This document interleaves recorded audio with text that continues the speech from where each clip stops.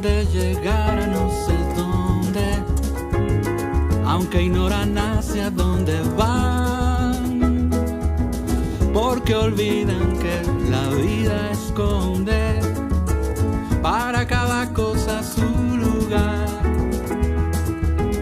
Y eso nadie lo adivina, si estás lejos o en la esquina, pero llegar nunca es el final. Deja huella quien camina, y eso es todo lo importante. Vas pa'lante mientras no paras. Tú escoges, no pares, camina. Hoy en Caminos de Ida y Vuelta nos acompaña Gabriela Ossenbach.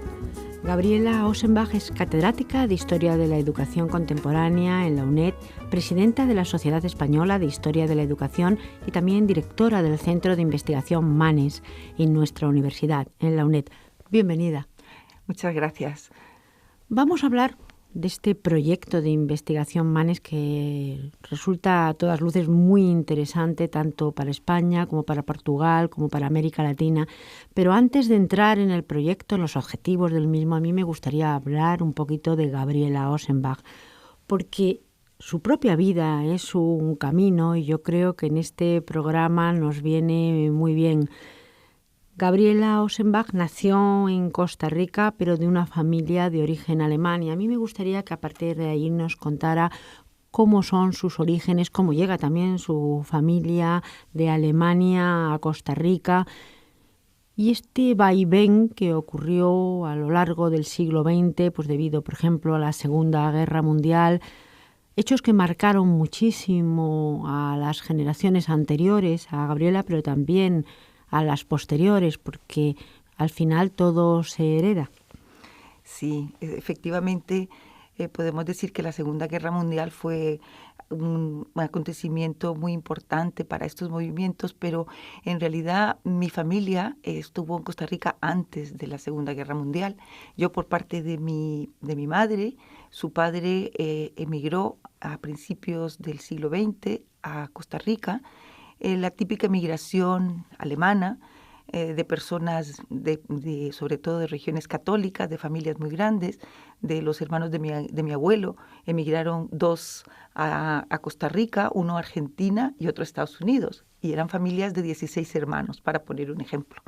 Mi abuelo había sido aprendiz de editor en la editorial Herder en Friburgo, y emigró a Costa Rica y con su hermano y otro alemán allí fundaron una librería en San José, de las librerías importantes que todavía existen en San José, ya no vinculadas a mi familia, pero una familia pues que desde 1908 por parte de mi abuelo, es decir, vivía en Costa Rica. Ya se casa allí en Costa Rica con mi abuela, que ya era la segunda generación de una familia francesa-alemana. Y pues por esa parte, digamos, sería mi ascendencia de mi madre.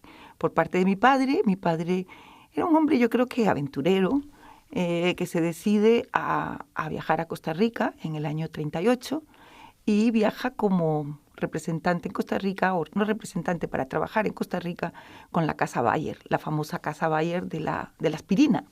Y entonces mi padre hace allí una labor muy importante, no solamente de comercializar las aspirinas, sino comercializar muchos productos veterinarios. Y entonces mi padre recorre mucho Costa Rica, sobre todo las zonas del norte, donde hay fincas, etcétera, y donde incluso él llega a escribir un libro luego, esa es otra historia, que se llama Arcoíris sobre Costa Rica, que los historiadores de Costa Rica le dan mucho valor porque es un testimonio de lo que eran las fincas ganaderas del norte de Costa Rica, en la frontera con Nicaragua y en la costa pacífica de Costa Rica. Sí. Me parece algo muy original y además un camino, es como un río que tiene muchísimos afluentes, porque por un lado, pues sus abuelos por parte de madre, los abuelos y los tíos abuelos diseminados por el mundo, unos en Argentina, otros en Estados Unidos, en Costa Rica.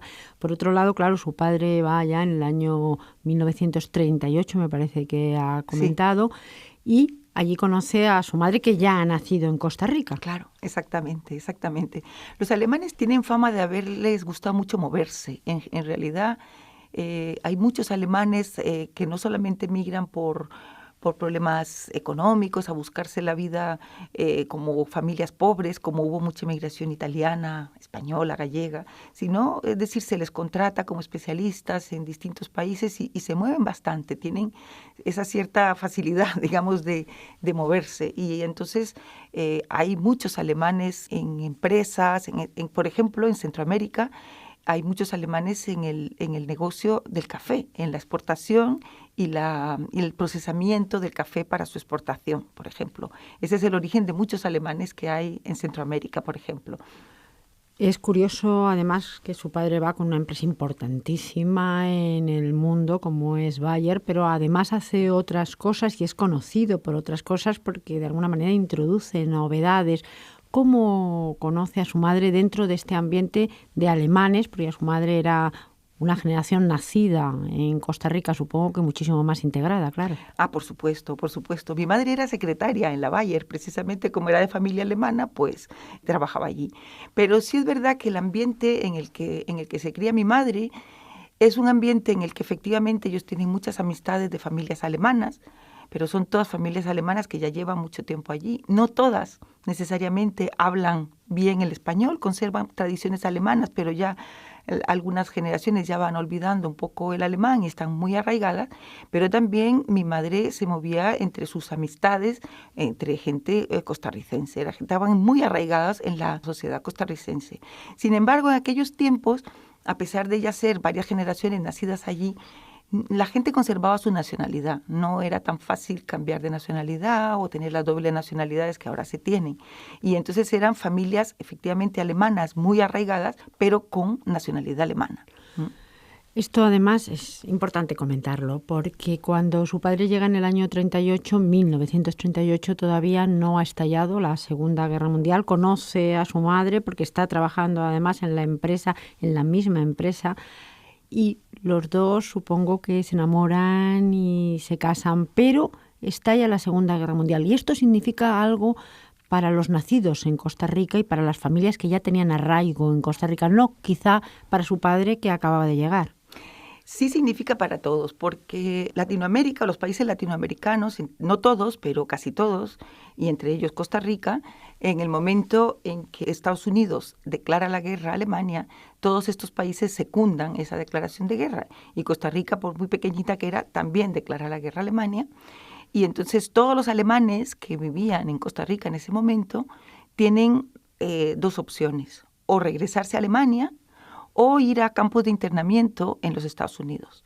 Esto afecta no solamente a familias alemanas, también a familias italianas, a familias japonesas. Entonces, esa es toda una historia, los campos de internamiento, y otros prefieren regresar a Alemania. Entonces, ese es el caso de la familia de mi madre. Eran 9 hijos y se regresan mis abuelos con niños todavía en edad escolar. Mi madre era de las mayores. Y deciden regresarse a una Alemania en plena guerra. Mi madre, entre tanto, se había ido por un tiempo corto a trabajar a Guatemala, a la embajada de Alemania en Guatemala como secretaria, y le pilla la guerra como diplomática alemana. Con lo cual va a un campo de internamiento en los Estados Unidos y espera a que haya canje de diplomáticos entre Guatemala y Alemania, y vuelve a Alemania ya con muchas dificultades a través de Portugal, etcétera, y allí se encontrará con mi padre y se casarán en Alemania en plena guerra. Por lo tanto, aunque se han conocido en Costa Rica, también el itinerario, el camino de su madre es impresionante, porque claro, sí, que de repente te pille la guerra y tú te conviertas en alguien non grato dentro de un país, estés en un campo, en un internamiento en otro país y puedas de alguna manera volver a Alemania, pero una Alemania también en plena guerra. Sí, es tremendo, porque no solamente es que se regresa a un país en guerra, sino que están regresando familias que llevan mucho tiempo y que incluso son generaciones que ya han nacido fuera de Alemania. Y ellos se sienten un poco extraños en Alemania, es decir, incluso no necesariamente manejan perfectamente el alemán. Entonces eso es un cambio muy, muy fundamental, es decir, de pronto llegar a un país que sí es el tuyo por tu nacionalidad, pero que no conoces realmente bien, ni siquiera conoces del todo bien su idioma, ¿no? Y luego la salida de Costa Rica o de Latinoamérica para muchas de estas familias es también complicado. Es decir, por una parte tienen que deshacerse de todas sus cosas, Hay muchas familias amigas que les ayudan, incluso les compran sus enseres, sus cuberterías, sus cristalerías, cosas de ese tipo que se tienen en las familias para que se puedan ir. Pero también hay muchas historias de personas que se aprovechan de estos alemanes que se van para hacerse con sus propiedades, etcétera, etcétera. Claro, porque detrás hay que dejar casas, enseres, trabajos, todo, formas de vida. Todo. Acaba la guerra ya con sus padres casados. Sí, pero le tengo que contar todavía la historia de mi padre, cómo regresa mi padre. Y mi padre es más complicado porque mi padre estaba en edad militar y era alemán. Y entonces mi padre en realidad era llamado a filas en ese momento. Y entonces mi padre tiene que regresar. Pero cuando él quiere regresar, ya no se puede ir por el Atlántico, ya está cerrado por el tema de submarinos, etcétera, y tiene que regresar a través de la China, el tren transiberiano, y llegar a Berlín, y allí alistarse. Y es allí cuando, al cabo de un tiempo, gracias a que su madre vivía en Alemania, que acogió a mi madre cuando vino, se casaron allí. Y mi hermano mayor nació en Alemania en plena guerra. Sí.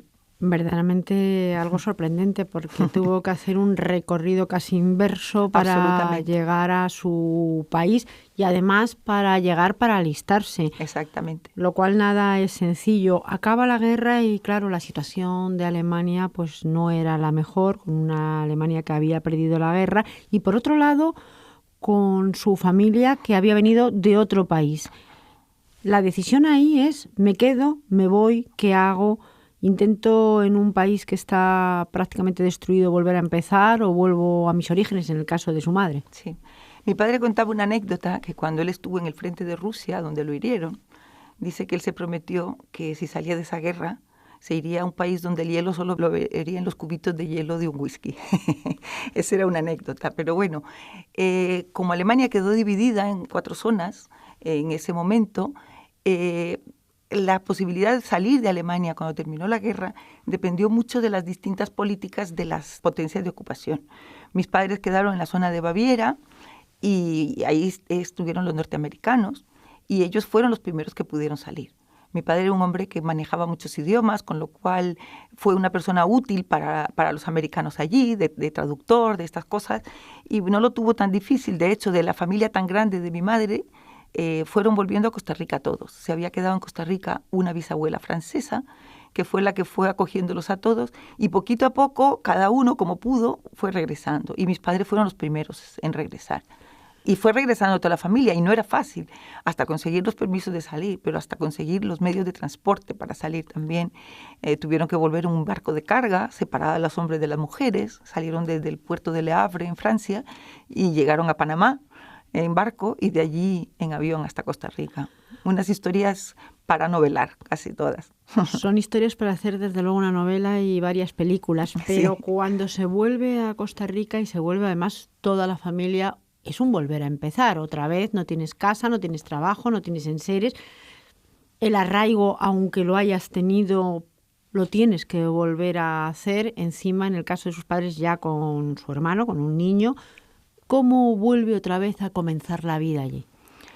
En el caso de mis padres, y claro, cada historia es diferente. En el caso de mis padres hubo un enorme apoyo de sus amigos de allí de toda la vida, de prestarles dinero para empezar, etcétera, etcétera, de conseguir trabajo. Y muchos de estos alemanes tenían profesiones, y no les fue tan difícil, digamos, en estos países, volver a montar algún tipo de negocio, emplearse, etcétera. Muchas veces son gente que había salido con formación, etcétera. Pero ayudaron mucho las redes de amistades que ellos habían dejado allí. Y ese fue el caso de mis padres, definitivamente. Para empezar a comprar sus primeros muebles y coger una casa de alquiler y conseguirse un trabajo, le ayudaron los amigos. ¿Y en su caso, nace ya en Costa Rica? Claro. Yo ya nazco en Costa Rica y al poco tiempo yo soy la quinta de mis hermanos, ¿no? Y es muy gracioso porque mi hermano mayor se llama Werner y cuando llegaron a Costa Rica nadie sabía pronunciar ese nombre y mi padre juró ningún niño más con nombre alemán. Entonces todos los demás, Carlos, Mario, Ana y Gabriela, y el más pequeño Manuel. Es decir, ya todos nos llamamos con nombres en castellano y nacimos allí y en el año 56 mi padre se nacionalizó costarricense, se cambió su nombre de Karl Heinz a Carlos Enrique y él se echó todas sus raíces en Costa Rica. Sí. Sus padres han seguido viviendo en Costa Rica, pero de alguna manera Gabriela Ossenbach vuelve por su matrimonio también a Alemania, porque su marido es alemán. No, mi marido es español. Su marido es español. Sí, sí. Por lo tanto, hay todos los países. Sí, es curioso. De cualquier manera, cuando creces en un país así, claro que estás muy arraigado allí, pero siempre sí que te señala la gente un poco como extranjera y mantienes, aunque no hablábamos en alemán en casa, por lo menos entre los hermanos, mis padres entre ellos sí, te sientes un poco que tienes que echar raíces y te gusta más que te digan que eres de allí, que eres extranjero. Y los niños tienen esa tendencia mucho a estar en la pandilla, que no te digan que eres diferente.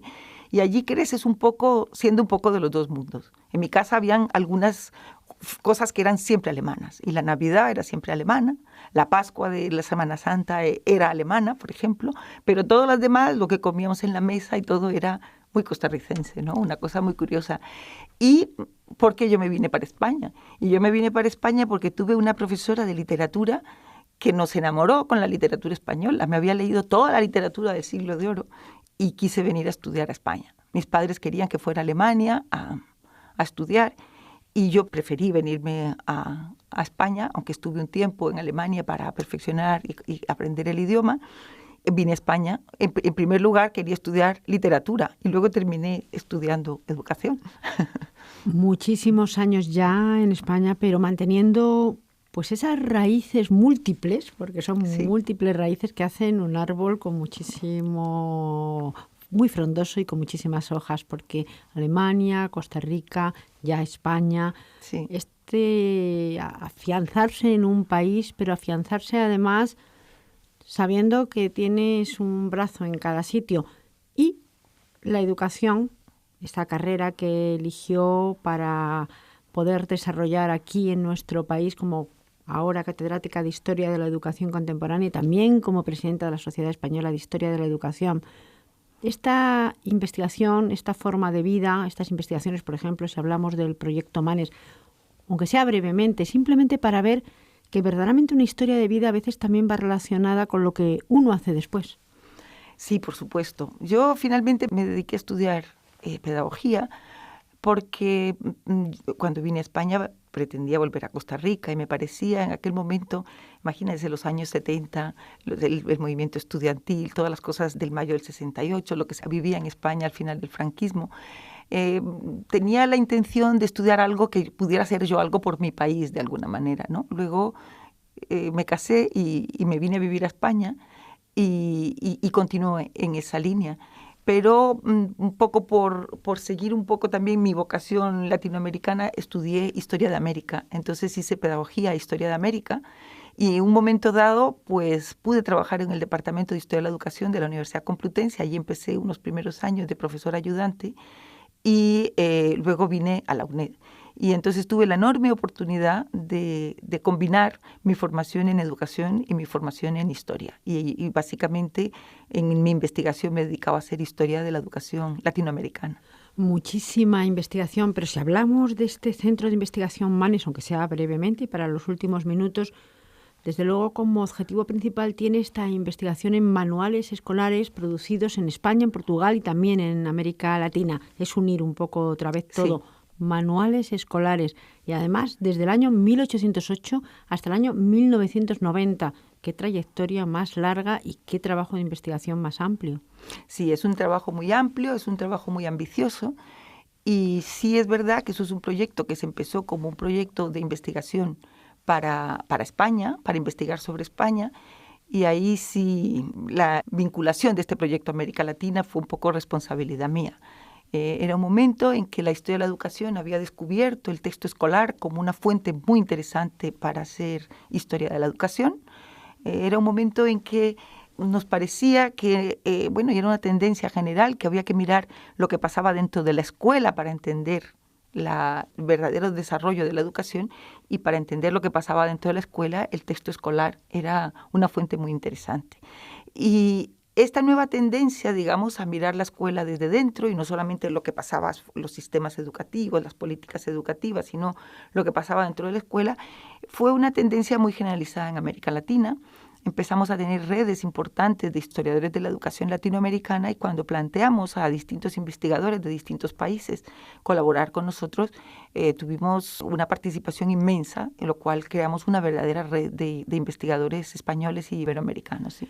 Hablamos del texto escolar, pero además le hemos dado una fecha, desde 1808 a 1990. Primero, ¿por qué este periodo? Un periodo larguísimo, pero ¿por qué este periodo y elegir 1808 como principio de esta investigación? Básicamente porque 1808 para España es el origen del sistema educativo nacional, es decir, es a partir de la Revolución Francesa en Francia, pero en España, con las Cortes de Cádiz, con toda la Guerra de la Independencia, ponemos ahí el origen del sistema educativo español, que para América Latina coincide 1810, 1800, según las independencias de los distintos países, pero son los momentos en que se crean los sistemas educativos nacionales como hoy los entendemos y empieza a tener una trascendencia el manual escolar, desde el momento que se extiende una escuela pública por todas las naciones, el texto escolar empieza a ser un objeto de difusión, de producción bastante importante y entonces es a partir de allí donde realmente podemos decir empieza el uso masivo de los textos escolares. Y en el caso de llegar a 1990, tengo que decir que lo hemos sobrepasado muchísimas veces en nuestras investigaciones, pero en aquel momento, cuando empezó este proyecto, era cuando se puso en marcha la LOGSE. Y entonces pensamos, bueno, hasta la última reforma educativa. Y se investiga además desde distintos puntos de vista. Hay que tener en cuenta que un manual escolar refleja de alguna manera la religión, la política, la sociedad de cada uno de los países y son muchos. Por supuesto. Pero lo que es verdad, y eso es el producto ya de muchos años de trabajar conjuntamente, que el texto escolar ha sido un objeto bastante similar en todos los países que podemos considerar, digamos, del mundo occidental o por lo menos muy influidos por el mundo occidental. Son bastante parecidos los textos escolares y luego hubo mucho movimiento transnacional, digamos, de circulación. No podemos olvidar que el texto escolar era un objeto comercial también. Dentro de nuestro programa, ¿podríamos decir que el texto escolar es también un camino de ida y vuelta? Absolutamente, absolutamente. Y hoy por hoy, las grandes editoriales españolas tienen un mercado en Latinoamérica, voy a poner un ejemplo, la editorial Santillana, importantísimo, es decir, que ya tienen sus filiales en Latinoamérica y editan libros para los sistemas educativos latinoamericanos. Verdaderamente es eso, ¿no?